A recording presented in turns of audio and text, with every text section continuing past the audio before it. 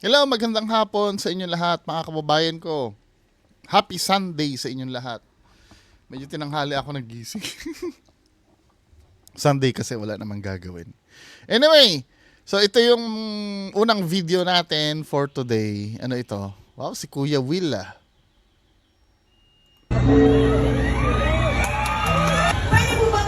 Yan na.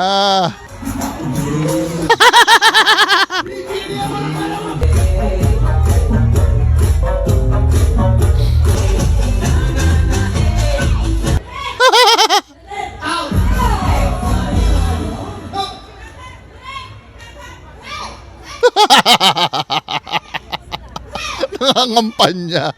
Nagpa-pare. Game show. Hindi ano. Na naiintindihan ko na nangangampanya siya. Sa pangangampanya kasi, sometimes naiintindihan ko din naman na kailangan mo mang-entertain ng mga tao. Pero dapat ang main focus mo doon kung ano ba talaga yung plataforma mo. Kasi yun naman ang purpose eh. Ito, sige, pwede ko naman pagbigyan niya na ang purpose niya ay makuha mo lang yung attention ng mga tao. Diba? Pero minsan, iniisip ko, nakakatakot, ano bang gagawin niya sa Senado? Ganyan lang ba? Kasi dito siya expert eh. Sa pag yung magdala ng mga magagandang babae tapos magpahepe pa rin, mamigay ng pera, di ba? Hindi ko naman kini-question kung may naitulong ba siya o hindi, di ba? Ano na natin, tanggapin na natin yun na may mga natulungan naman talaga si Willie Rebillame eh. Kahit pa sabihin mo na, hindi, pinagkakitaan niya, hindi. Wag na nating isipin na pinagkakitaan niya din yun. Nakatulong talaga siya. To be fair naman. Pero kung may intindihan yung mga kababayan ko, yung sinasabi niyong nagsasayaw. Yung sinasabi niya nakatulong siya, kaya niya namang gawin niya nang hindi siya tatakbo eh. Kasi ibang field yung Senado. Yung pinapakita niya na yan, ginagawa niya na yan before bago pa siya tumakbo. Kahit wala siyang posisyon, ginagawa niya na yan. Now, ang tanong, ang gusto sana namin makita yung balak mong gawin sa Senado. 'Di ba? Kasi ang Senado, hindi ba mga politiko ano 'yan? Sasabihin ng iba no, mga politiko ang gawain niyan tumulong sa mamamayan. Oo, tumulong sila. Yes, I agree ano. 'Yun naman ang dapat gawin ng mga politiko. Kaya lang may job description kasi sila eh. Parang ganito no. Let's say ako ay janitor. Ang trabaho ko talaga tulungan ang kumpanya sa pagiging janitor ko. Ano ba ang dapat kong gawin bilang janitor? 'Di ba? Tutulong ako sa kumpanya, lilinisin ko yung kapaligiran. Ako magpapanatili ng kalinisan. Natutulungan ko yung kumpanya na maging presentable sa mga kliyenteng dadating. 'Di ba? Dun sa paraan na yun ako makakatulong. Ayon sa ano ko, hindi yung tutulong ako na ang gagawin ko, ako yung kakausap sa mga kliyente. Hindi ko naman trabaho yun eh. Parang ganito, no? Yes, bilang politiko, makakatulong ka talaga. Depende doon sa trabaho na ibibigay sa'yo. Dahil senador ka, ang gawain mo ay gumawa ng batas, hindi magpa-hep-hep hooray. Ipakita mo sa amin kung paano ka makakatulong. Eh minsan kasi pag ini-interview to, di ba? Binabalik niya yung tanong niya na ikaw, anong gagawin mo sa ko naman. Ay, naku mga kababayan ko. Pero, alam mo, kinukutuban ako. Baka pumasok pa to sa 12 eh. Feeling ko lang.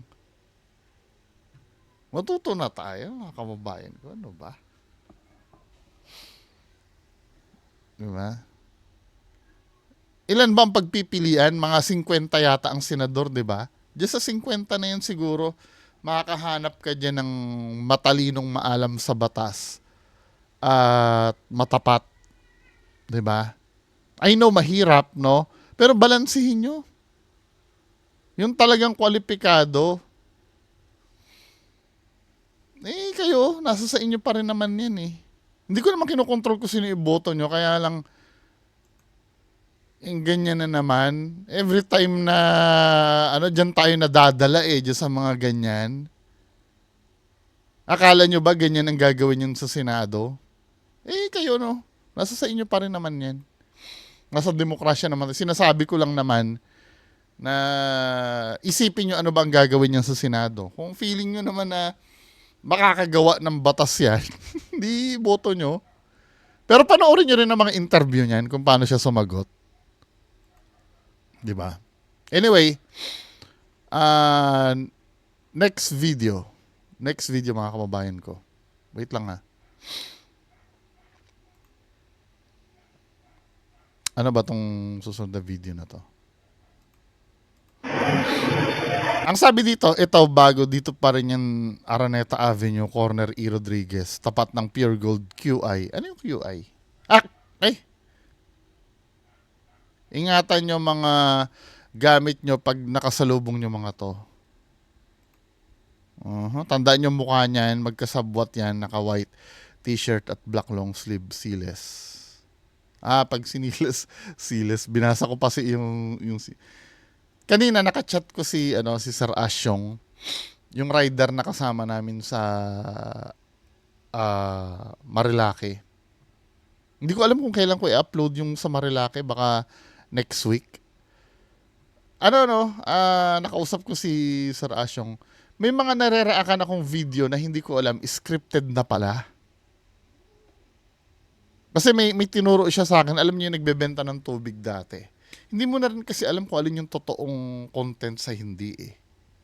Pero ang re-react na lang natin, lahat ng video, ipagpapalagay natin kung yan ay totoo.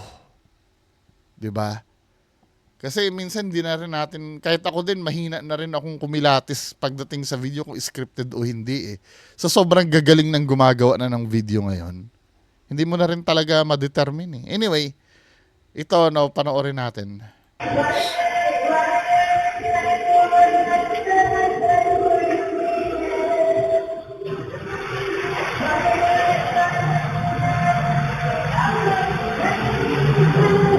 Alata naman magkasabot sila dahil nagtitinginan sila na ito nakaputi.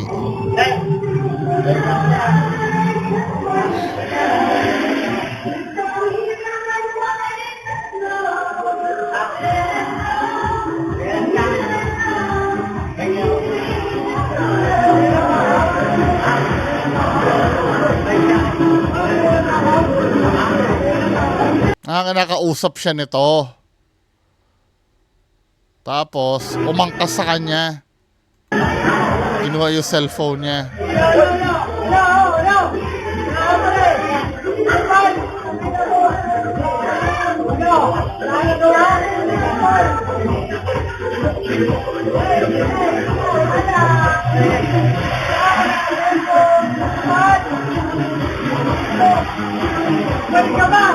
Bumalik ka pa, sabi.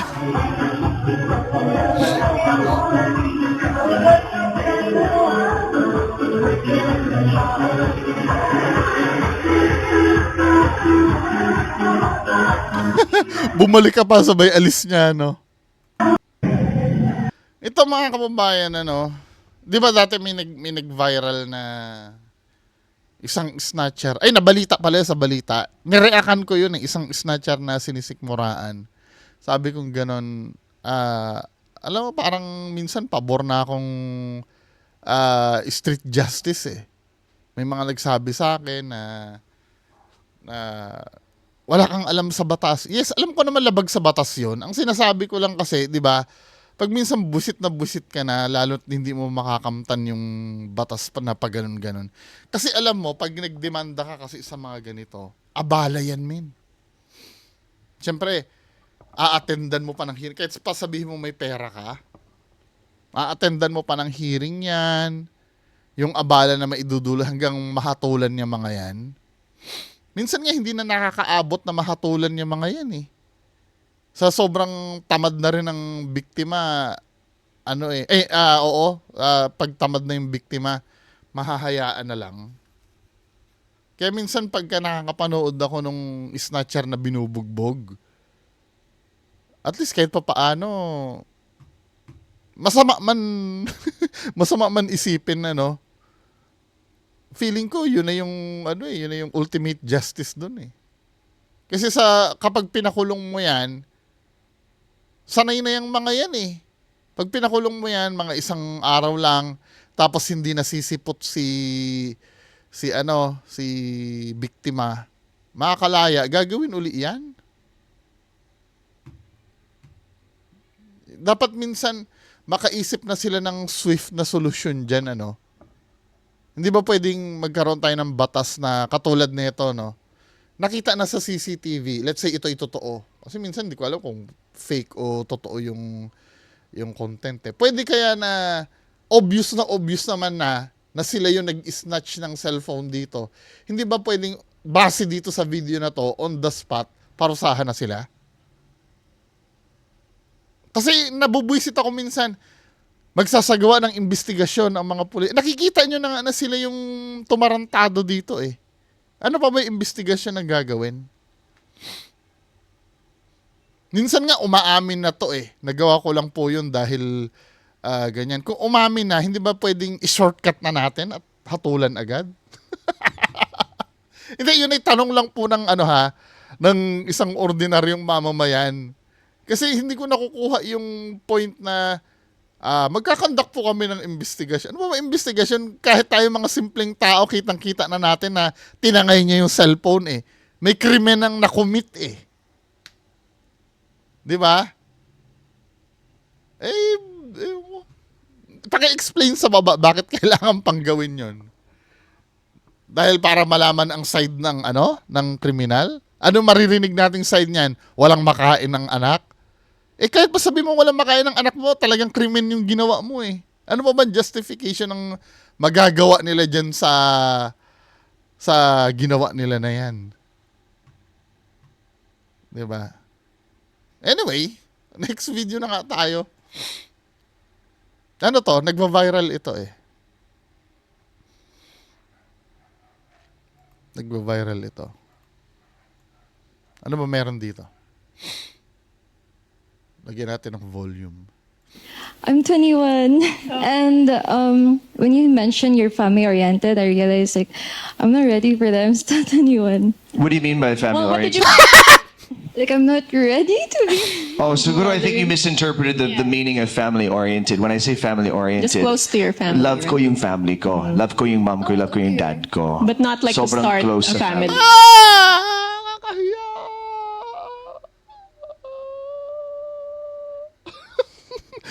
Ang pagkakaintindi niya sa family-oriented, willing mag-start ng family. It's not that gusto ko ang pamilya. I'm 21, and when you mentioned you're family-oriented, I realized I'm not ready for that. I'm still 21. What do you mean by family-oriented? Well, what did you mean by? Like, I'm not ready to be. Oh, siguro I think you misinterpreted. Ay, Diyos ko. Hindi, yung mga nanonood sa akin, yung mga sumusuporta sa Ghost Hunter, maiintindihan ko kung magigets ito sinasabi ni ate. Ang sabi kasi ni kuya, ano ba yung sabi? Family-oriented daw siya. Ang pagkakaintindi kasi ni ate doon sa family-oriented, gustong gumawa ng pamilya agad ni kuya. Sabi niya, I'm 21 pa lang, so, so, hindi pa daw siya ready. Meaning of family-oriented. When I say family-oriented, Just close to your family. love ko yung family ko. Love ko yung mom ko, love ko yung dad ko. But not like to Sobrang start close a sa family. ko. That's what I mean by it's not that gusto Nakakahiya, Nakakahiya. Sometimes nakakaawa din na nasabihin mong boba si ate. Pero wala di ba? Nagkamali tayo eh. Anihin natin yung pagkakamali natin. Nakakaano nga naman, So magsabi niya, wag niyong husgahan. Nanghuhusga kayo eh. Hindi nakita naman kabubuhan yung inano ni ate eh. Sometimes ako din naman, may mga bagay din ako maintindihan na bobo ang labas ko. Ako, Diyos ko. ko ang pamilya. Ito, may explanation siya dito eh. Si Moon Char Harop. Hi guys, this is Moon. I have feelings this will happen. My clip going viral. Kaya I'm here to explain that this was just an honest mistake. I was tired. I was just tired and dissociating that I misinterpreted the word in a wrong way. Huwag ka na mag-English, ate. Diba? I was there since 6 a.m. and we finished around 8 p.m. We shot 2 episodes. I don't know what that word means. Sadya nagkamali lang ako saglit. I don't think this should be big deal for a teensy mistake. I guess I'll accept the fact that I'll be receiving hate comments from now on, but I hope you'll still choose to be kind. It's just hard kasi I'm receiving a lot of bullying na at a very young age. I'm just fortunate that my family and friends are there for me. To be honest, since I was young, I was abused and pressured to achieve high grades kaya now I'm an achiever. I have proof po, Sad lang na one mistake can lead to this. Mukhang okay naman siya.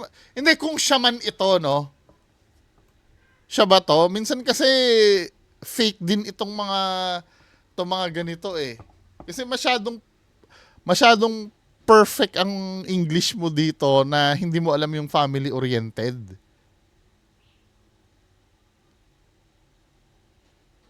Kasi alam mo all over the place yung ano niya eh. Anong kinalaman nung nandyan ka na 6 a.m. tapos natapos ka na 8 p.m. sa hindi mo pagkakaalam sa family oriented. 'Di ba? Nagpalusot pa siya na nandun. Kahit ako pagod na pagod ako, alam ko yung term na family oriented eh. Mas maganda sabihin mo na lang siguro na hindi ko po kasi talaga alam kung ano yung meaning ng family oriented. Okay na yung, ako din naman, may mga bagay na hindi ko rin naiintindihan. Hindi naman din ako perpekto. Pero sana wag na magpalusot na ganyan, na nandun ako sa 6 a.m. Parang hindi valid itong reason na to na tapos biglang aaminin mo, hindi mo pala talaga alam kung ano yung word na yon. Nagsabi ka pa na nandyan kami nung 6 a.m. Kung totoo man ito na ikaw nagsabi nito hindi. Sabi niya, I do know. Alam niya pala daw kung ano yung meaning nung word na yun. Sadyang nagkamali lang ako saglit. Alam niya pala. Pero feeling ko hindi rason yung 6 a.m. Kasi kung sanay na sanay kang mag-English talaga, kahit pagod ka, maiintindihan mo yan eh. 'Di ba? Hindi kayo, anong tingin nyo? I do know, ang pagkakabasa ko kasi kanina, I don't know what that word. I do know pala, I do know. Alam niya pala, sabi niya. Kaya lang siguro 6 a.m. to 8 p.m. daw siya, hindi pa rin valid yung reason for me. Na ilusot mo yun ng ganun. Pero anyway, 'di ba? Ako aminado din naman ako, may mga bagay akong hindi rin talaga naiintindihan. Ano ba yung mga bagay ko hindi naiintindihan sa English? Minsan nga nagiging redundant ako eh. Minsan sasabihin ko, magkano yan? 50 pesos only lang. Di ba only lang na yon, tapos lalagyan ko pa ng lang sa dulo. 50 pesos only lang. Yung mga ganon, may pagkakamali din naman ako. Pero sometimes, talagang hindi ko lang talaga alam. Hindi na ako magdadahilan na kasi pagod ako, 'di ba? Kasi kung talagang alam na alam mo 'yan, lalo na kung second language. Ako nga feeling ko nga baka mamaya iba ang gumawa nito para sa iyo eh. Itong ganito. Hindi valid yung reason na 6 a.m. nandyan ka pa. Anong masasabi ng comment dito?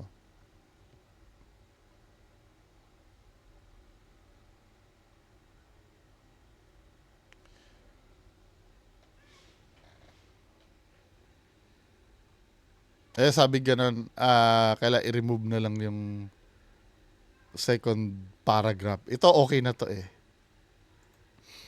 Well, okay lang yan. Hindi kasi lumabas ka kasi sa sa social media. Eh, ganyan talaga. Ano na naman itong, na to? Itong security guard. Anong meron kaya kay kuya? Mamalo daw ng Kaya nga eh, okay na nga. Sabi ko, sorry na. Nag-sorry na ako, di ba? Oh, tapos sabi ko, okay na, di ba? Bumalik ka pa. Oh. Ano bang inaano mo? Oh. Oh, bibidyo talaga kita. Oh, anong pangalan mo, sir? Anong pangalan mo? Pangalan mo? Direct contact po. Sabi mo, paluin mo ako? Papaluin mo ako? Paluin mo! Kumakumal ba kayong dalawa? Tama. Paluin mo! Hindi kayo puro kasalita. Matapang kasalita eh. Yan, yung mukha niya, tanda sa mukha niya, matapang masyado yan dito. Okay na yan. Yan o, Tama na. mukha niya. Mamalo daw ng Kaya nga eh, okay na nga. Sabi ko, sorry na. Nag-sorry na ako, di ba? Mayabang. Hindi, feeling ko hindi guard yung mayabang eh. Mayabang yung rider eh. Siya yung may mali pala nung nangyari. Eh, kaya ka siguro nilapitan dyan. Ngal-ngal ka pa kasi ng ngal-ngal. Ma-pride ka rin eh. Diba? Ako, kampi ako doon sa guard. Ano sabi nung mga tao? Huwag mo i-trigger ang guard. Baka maging kwento ka na lang. Di ka masisita niya kung wala kang kasalanan o mali. Agree. Diba? Pinapa-stop ka daw kasi, hindi ka tumigil. Oh, tapos sabi ko, okay na, di ba? Bumalik ka pa. Oh. Ano bang inaano mo? Oh. Oh, bibidyo talaga kita. Oh, anong pangalan mo, sir? Anong pangalan mo? Pangalan mo? Okay na yan. Direct contact po. Sabi mo, paluin mo ako? Papaluin. Mali ka talaga, wag mo nang ipaglaban. Sa guard ako kampe. Kaya kanino kayo kampe? Ayun oh, maraming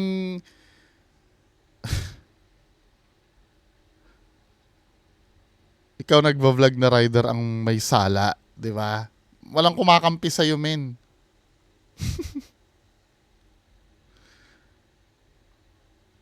Paalala ko lang sa lahat ha, hindi lahat ng nagvi-video biktima nag-backfire sa'yo. Hindi kasi naipaliwanag naman na maayos at inadmit mo naman na may kasalanan ka talaga.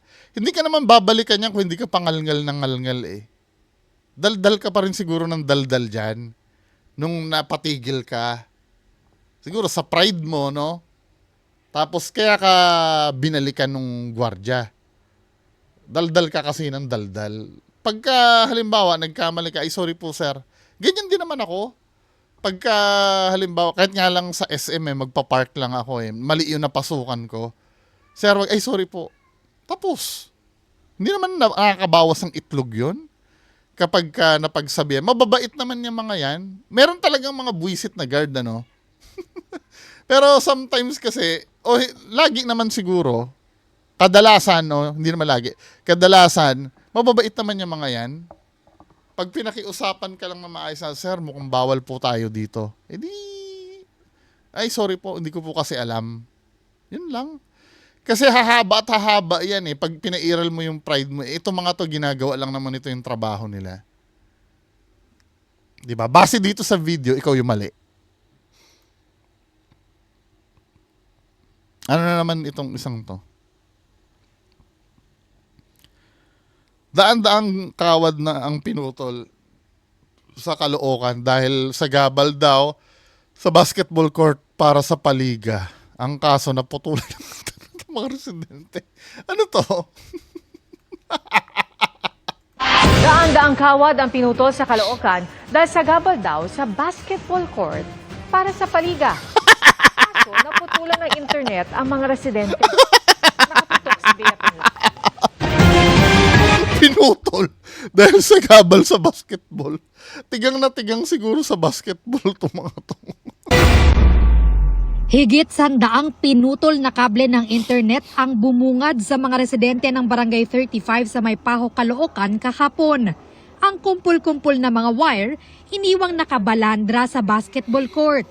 Karamihan rito patay na linya na ayon sa barangay. Ang mga pumutol sa mga kable 7 lalaking inaayos lang daw sana ang court para sa nalalapit nilang liga. Sagabal po sa pagpapalaro po namin. Yung mga wire po na nakaharang. Sa gabal sa pala. Decide na rin po na putulin para mapagpaliga kami dito sa lugar namin. Kasi matagal na kami hindi nakapagpaliga. Medyo Tigang na tigang nga to sa basketball. Alam naman din po namin yung ginagawa namin. Ang ilan sa higit 40 na perwisyong pamilya galit na nagreklamo sa barangay matapos mawalan ng internet. Naantala raw kasi ang trabaho at pag-aaral nila. Yon. Ang internet kasi ngayon ay hindi lang sa entertainment ginagamit. Mga early 2000, yan, ang internet lang kasi sa entertainment lang naman yan eh. Nung early 2000, di ba? Yan ay ginagamit lang sa chat-chat. Tapos yung basta surfing the web. Yun lang naman gamit ng internet. Pero ngayon kasi, masyado ng ang internet ngayon ay essential na eh. Sino ba sa inyo nanonood ng TV? Ako hindi na ako nanonood ng TV eh. Sa internet na lang ako nanonood. Trabaho ko din sa internet din. Yung communication, email, di ba? Yung, hindi, may nagte-text pa ba sa inyo ngayon? As in yung text message? Ang kadalasan ngayon, yung communication talaga, messenger na, di ba? Kaya napaka-essential na ng internet talaga ngayon. Tapos puputulin nyo pa ng ganyan. Ito ha, yes, naiintindihan ko, gusto nyo kasi mag-basketball. Kasi nababasa ko sa comment dito, may natanaw ako. Sinisisi yung wire na hindi maayos yung pagkakaano daw. Yes, no? May point naman yon. Kadalasan, hindi naman maayos yung pagkakasalansan ng wire ng kumpanya, ng internet provider. Kaya lang, dahil lilinisin niya, hindi nyo lang ba wala ba kayong inisip na pag pinutol ko ba to? Dahil may wire dun eh. Dahil may wire dun, iisipin mo, importante yon kaya nandun yun. May purpose yun kaya nandun yun. Hindi mo man lang ba inisip na pag pinutol mo yun, wala bang nakakonect dito na pwedeng masira pag pinutol namin? Kasi pure katangahan talaga min eh. Hindi ko pwedeng sisihin na kasi naman nakakalat yung mga wire. Dahil ba nakakalat, pwede mo na bang putulin agad? Parang ganito yan, sa driveway mo, hindi mo mabuksan yung garahe mo kasi nakapark yung motor ng kapitbahay mo. Nakalakpa yung manibela.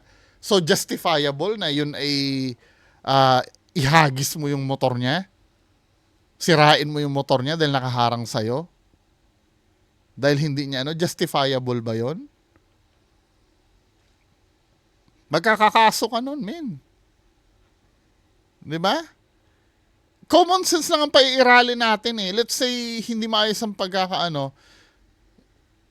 wala ba man lang sumagi sa isip nyo na importante yung mga wire na yon na pag-isipan muna natin, pwede bang putulin to? Baka mamaya pag pinutol to, mamatay yung kuryente ng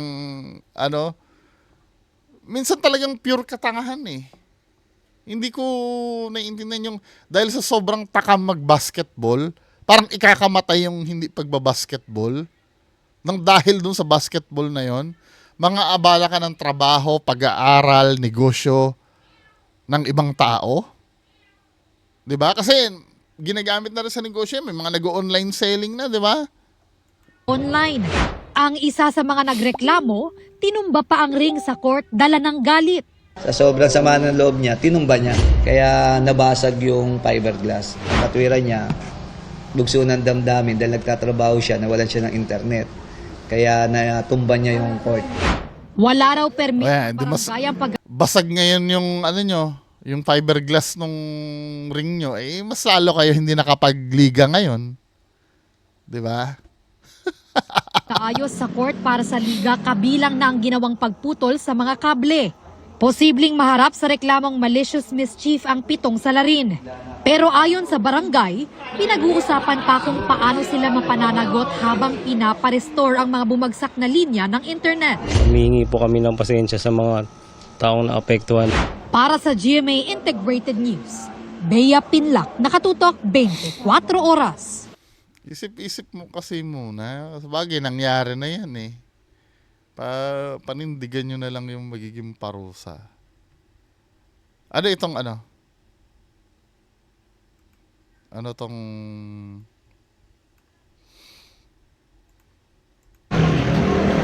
Pasahero pinagsuot ng kapote sa tindi ng init.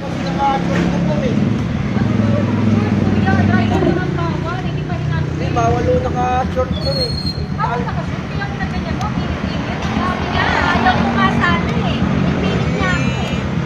kasi mahuhuli o kasi ako sa lisensya ko, ma'am. Bawal o kasi kami. Dahil nakasigilan, pinalitan ko pa nga ako.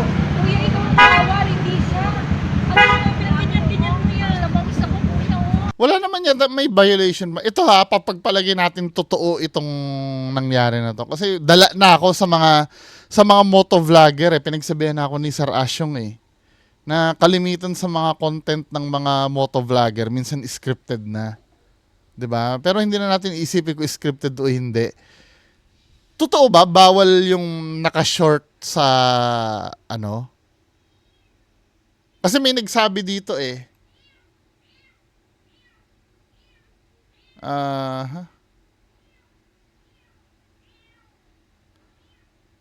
Sabing ganun dito, daming nagko-comment na tanga daw yung rider at OA. Palibasa karamihan dito, wala namang license o nag-fixer lang at hindi dumaan sa tamang orientation briefing ng LTO. Kaya hindi nila alam yung tamang proper outfit when it comes to pagsakay sa motor. Iba nga naka full gear pa pag nagbibiyahe. Hindi naman kasi tayo yung kawawa pag yung rider nahuli sa mga violation. Kahit kasalanan ng back ride. At yung sorry nyo, walang magagawa pag nahuli ng LTO na checkpoint, lalo na sa EDSA. EDSA pa, tsaka sa case-to-case basis po, depende sa ordinance ng lugar. Try nyo palang dumaan sa EDSA na naka-short para malaman nyo, boss, sa mga hindi nakakaunawa. Marami kasing dito nagmamagaling, di muna nila unawain yung comment. Baka kasi di pa naranasan mahuli sa EDSA sa dami ng... Hindi, alam ko yung pag-short hindi naman bawal eh.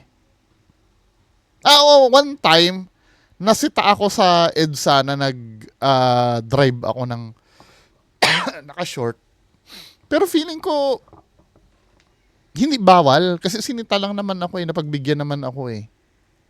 Pwede siguro ordinansa, katulad nung sa Quezon City, hindi naman bawal mag-helmet ng nakabike. 'Di ba? Hindi naman bawal, hindi naman bawal magbike ng hindi naka-helmet. Pero may ordinansa kasi ang Quezon City na gano'n. Baka may sinasabi si Kuya na ordinansa kasi parang nasabi ni Colonel Busita before na hindi naman bawal ang short. Tapos tsinelas nga sa angkas, pwede naman daw eh. Ang nakalagay lang naman daw kasi sa batas, yung driver. Pero baka yung sinasabi niya kasing ordinansa, baka sa ordinansa lalabag, hindi sa LTO.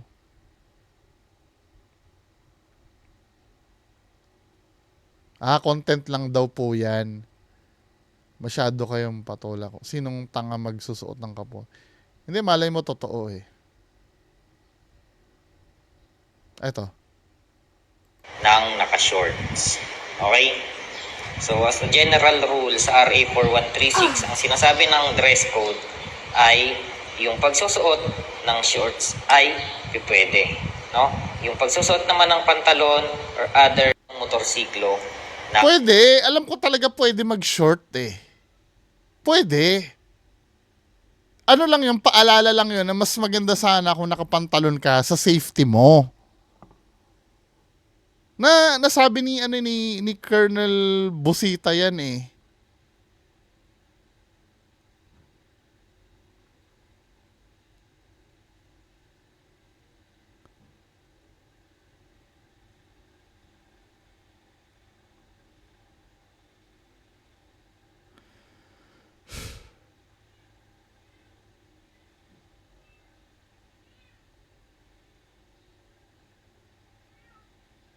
Hindi daw bawal. Ano ba talaga yung mga rider diyan?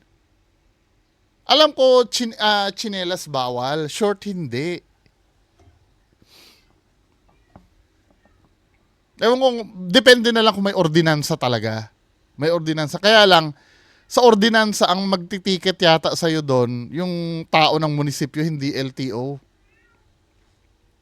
Tama ba ako? Hindi, pakiklaro sa baba ha. Sa mga nakaalam, hindi bawal ang naka-shorts. Tingnan nga natin. May nakikita nga ako sa video ni ni Gadget Addicts na pupunta sa EDSA naka-short eh.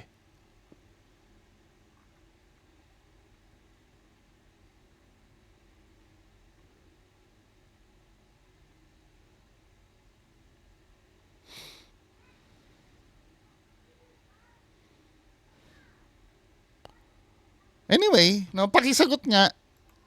Baka doon sa mismong angkas talaga siguro bawal. Ay, hindi.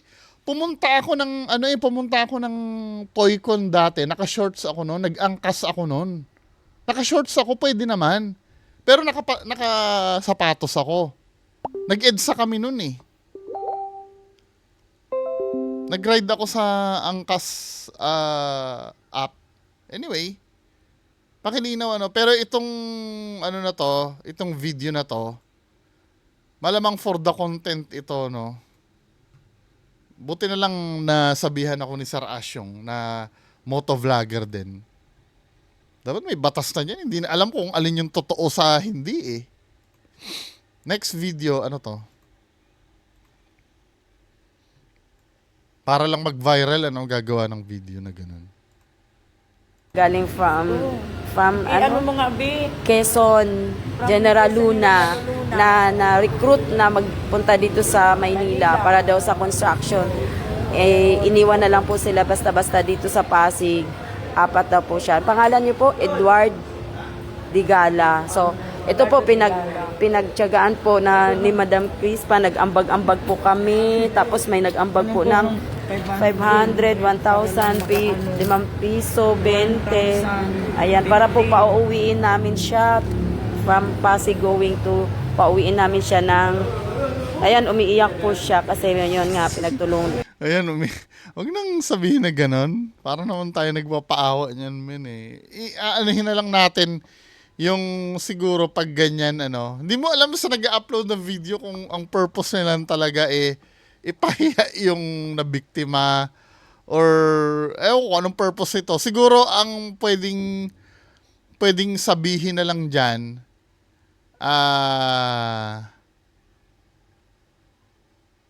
pwedeng sabihin na lang dyan na may mga dito na may mga na-recruit dito na construction worker na hindi na binalikan. Yun lang, wag mo nang sabihin, yan, siguro, tinulungan po namin makauwi. Okay lang yun. Pero yung umiiyak po siya, napapahiya din kasi yung tao eh. Diba? Hindi ko alam kung panghakot lang ng views yung technique nyo or syempre nakakahiya din doon sa biktima yon. No? Bigyan nyo naman ng dignity. Diba? Or interviewin nyo, sir, ano man nangyari? Kasi po ma'am, at least kahit papaano, hindi sila mukhang kawawa dyan. Nakakahiya din sa part nila. Tinulungan po namin siya financially para po siya ay makauwi. Kuya, itong pera mo na sa akin nasa 2,000, ha? Ito kasi mga bariyang. Yung number ko, may construction din kami. Maliit lang naman kung Oo. Ayan si Kuya nagbigay din. Thank you po. Thank you, Kuya. Sana i-miss ka pa ng mas marami. Itago mo yan. Ayan, binigyan siya ng number para po Yeah, may legit na trabahong nag-aabang. Kuya, bibigay ko na ito sa yung pera, pero hindi, sumama ka sa akin sa bahay. Samahan po ni Madam Crispa para ipahatid ang anak niya. Ikaw, ayan, umiiyak po siya. Kawawa naman po. Kawawa naman po. Yung nagdawa ganyan. Digala. Edward Digala from General Luna, Quezon na iniwan na lang basta dito sa Pasig. Naglakad-lakad po siya kung kahit saan. Para daw siyang basura na iniwan dito sa Pasig. Ang kawawa naman po. Ayan, nag-ambag-ambag kami, 100. Yung last nagbigay, 500. Nag-iwan pa ng number si Kuya. Mga bayani talaga sila. 150. So, ayan. Tulong-tulong po para makauwi po siya. So, good luck, Kuya. Kompleto na yung... Pero taga Pasig munisipyo. Kay Biko yan, di ba? Kay Biko, naka-uniform siya ng pang-Pasig eh. Baka taga-government ito si ate. Ano yung pamasahe mo? Nakalikom po kami ng 2,000 mahigit 2,000 mahigit para po makauwi siya na Lucena. Tapos ihahatid po talaga siya diretso sa terminal para din makapag to make sure na makauwi talaga siya diretso doon sa bus. So ayan, good luck kuya, sana hindi na mangyari sa'yo ulit yung mga nangyari sa'yo ngayon. Nahihiya din si kuya eh. Dapat inano yung kahit pa paano medyo bigyan nyo ng dignity yung biktima. Pasalamat ka, salamat. Pero saludo pa rin sa ginawa nila. Saludo pa rin sa ginawa nila na tumulong. Kaya lang parang hindi ko lang kung may intention na ano eh. Next video, ano ba 'tong video na to? Ma-feature to sa KMJS mamaya. 11 anyos na bata mula Danao, Cebu. Nangisay dahil umano sa labi sa paggamit ng cellphone. Ako, marami na naman mapapagalitan na bata dito.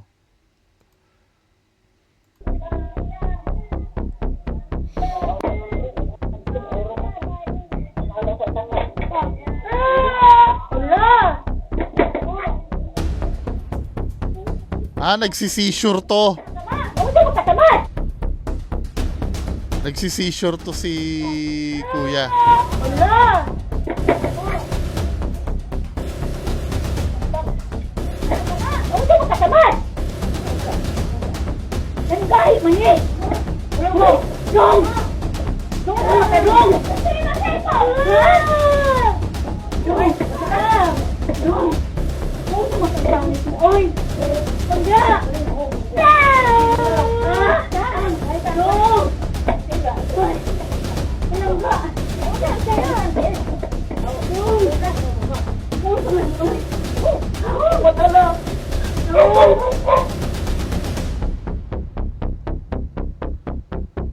Sa pagkakaalam ko, yung cellphone, kasi merong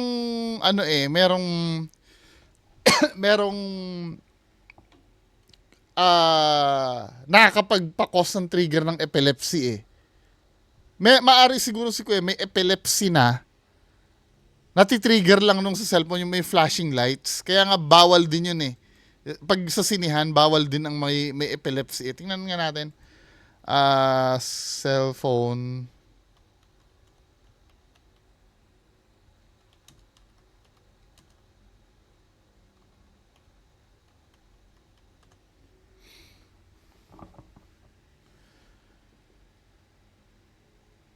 Alam ko, may epilepsy na yung may epilepsy na yung tao. Natitrigger niya lang ng cellphone. Not necessarily na yung cellphone ang cause ng epilepsy. Meron na siyang epilepsy siguro. Na-trigger lang no nung cellphone. May tinatawag kasi na photosensitive epilepsy.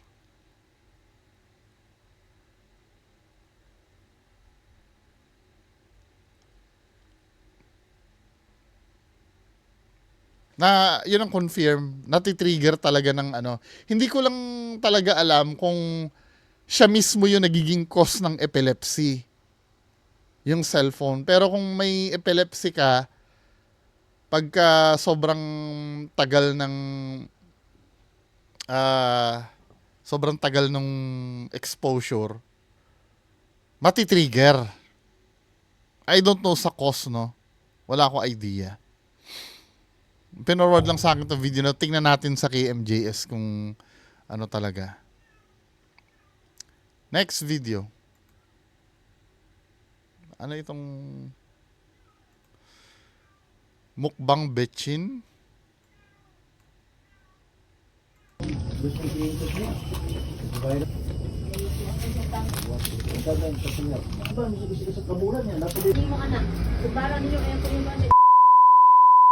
Ug karon mag-vlog na pud ta kay mukaon ta og bitsin karon.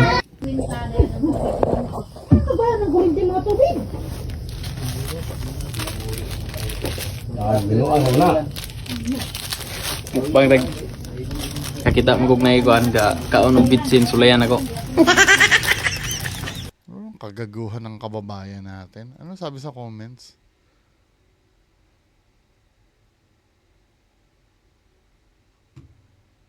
no, kababayan natin.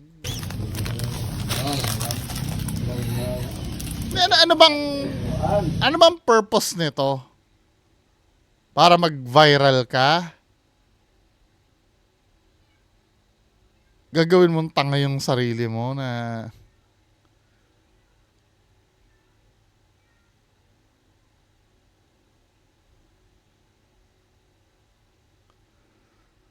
Hindi sila kay kamo may nagbayan anak.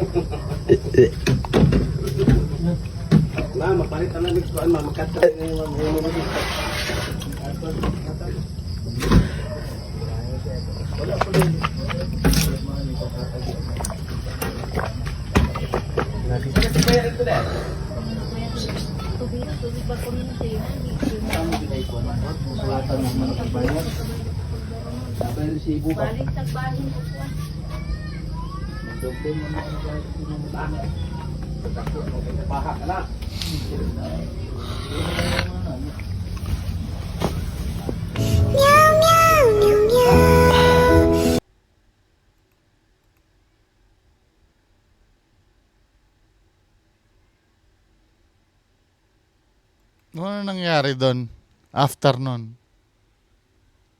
Wala lang? Next! Ewan ko. Bahala siya, trip niya yan eh. Ano itong video na to? Stutter. Stutter yan ah. Stutter.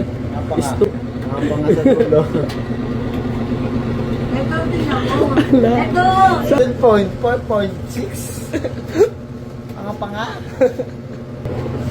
Mo, may dala ka pang basura dito. Oo, may dala ka pang basura dito, Momong. Seryoso. Seryoso ka, Momong. Payout na, payout. Pagkinan late ah. 10 na lang ah. Laging kalo. Umbisa niyan, Momo Jin. Diyan nga siya nanalo sa kakaliit niya eh. Ano? Hindi siya nanalo sa kakaliit niya. Yun, nagbigay. Manalo ko lang mata eh. Nagbigay, tag-1,000 ah. Tanga-tanga. Puro sugal eh, no? Shoutout nga, shoutout. Shoutout. Ang nanalo, 50. Binigay tag-1,000. Okay. Ang cute mo, Mokong. Tangin mo. Ilan pa lang ngipin mo?